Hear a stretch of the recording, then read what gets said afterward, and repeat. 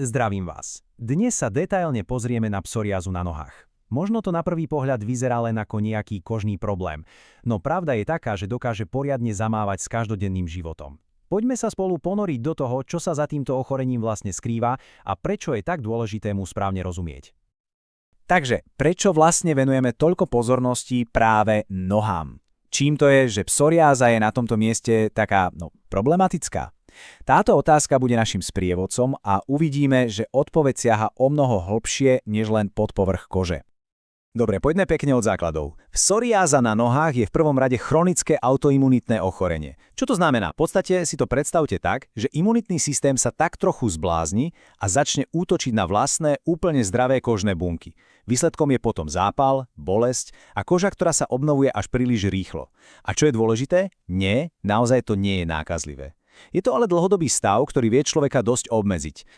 V tejto prvej časti sa pozrieme na to, prečo sú práve nohy takým kritickým miestom. Zameriame sa hlavne na tie mechanické veci, ktoré celý stav ešte viac zhoršujú. A sme pri jadre veci. Naše nohy sú totiž v neustálej záťaži. Každý jeden krok. Topánky, ktoré nosíme. Dokonca aj obtiahnuté nohavice. To všetko vytvára neustály tlak a trenie. A práve tieto na prvý pohľad bežné veci neuveriteľne zhoršujú príznaky a robia liečbu psoriázy na kolenách, predkoleniach či chodidlách extrémne náročnou. A aby to nebolo také jednoduché, psoriáza na nohách nie je len jedna. V skutočnosti má, povedzme, niekoľko rôznych tvári. Poďme si predstaviť tie tri hlavné. Typ číslo 1 a zároveň ten najbežnejší je ložisková psoriáza. Toto je tá klasika, ktorú si asi väčšina ľudí predstaví, vyvýšené červené fľaky pokryté takými striebristo-bielými šupinami. Najčastejšie sa objavuje na vonkajšej strane kolien a na predkoleniach.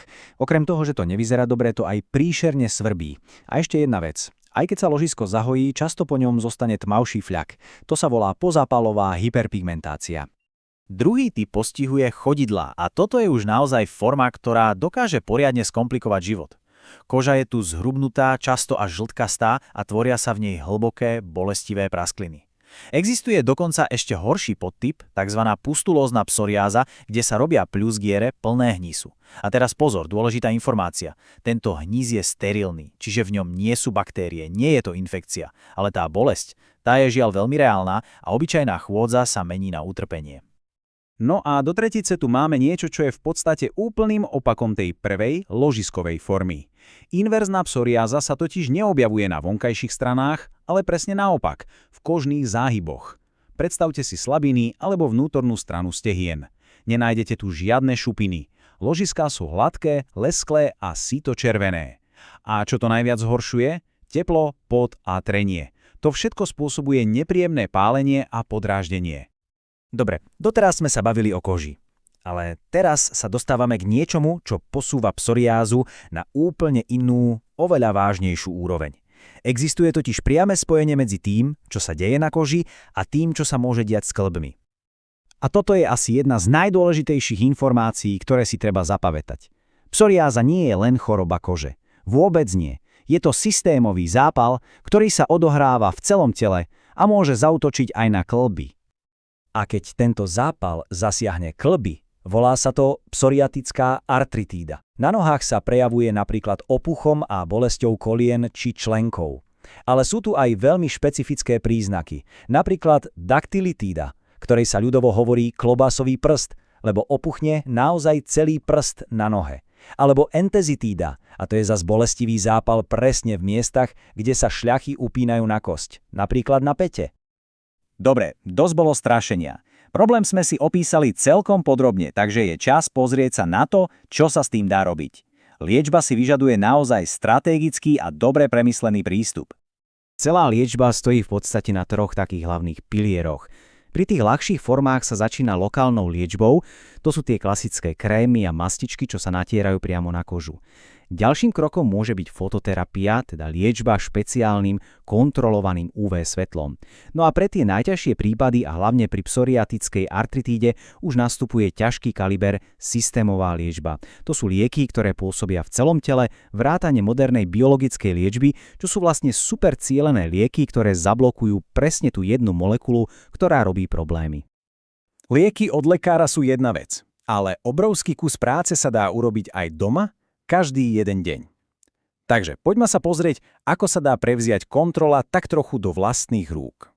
Máme tu taký malý, ale veľmi účinný 5-bodový plán.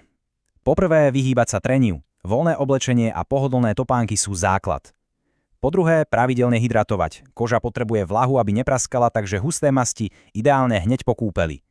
Po tretie, jemne odstraňovať šupiny, ale pozor, jemne, nikdy nie na silu. Najlepšie je ich zmäkčiť v teplej vode. Po štvrté, v záhyboch treba udržiavať sucho a čisto. A po piaté, obuv, tá musí byť naozaj pohodlná a dobre odprúžená. To je absolútny základ. A ak by sme si z celého tohto rozprávania mali odniesť jednu jedinú najdôležitejšiu myšlienku, tak je to táto. Včasná diagnóza a dôsledná liečba sú absolútne kľúčové. Čím skôr sa to podchytí, najmä tá artritída, tým je väčšia šanca, že sa príznaky utlmia a človek sa bude môcť hýbať bez bolesti. A kam to celé smeruje? Čo prinesie budúcnosť? No, výskum ide našťastie milovými krokmi dopredu, hlavne v oblasti biologickej liečby, ktorá je čoraz presnejšia. Čím lepšie rozumieme týmto imunitným procesom, tým viac sa otvárajú dvere k liečbe šitej na mieru.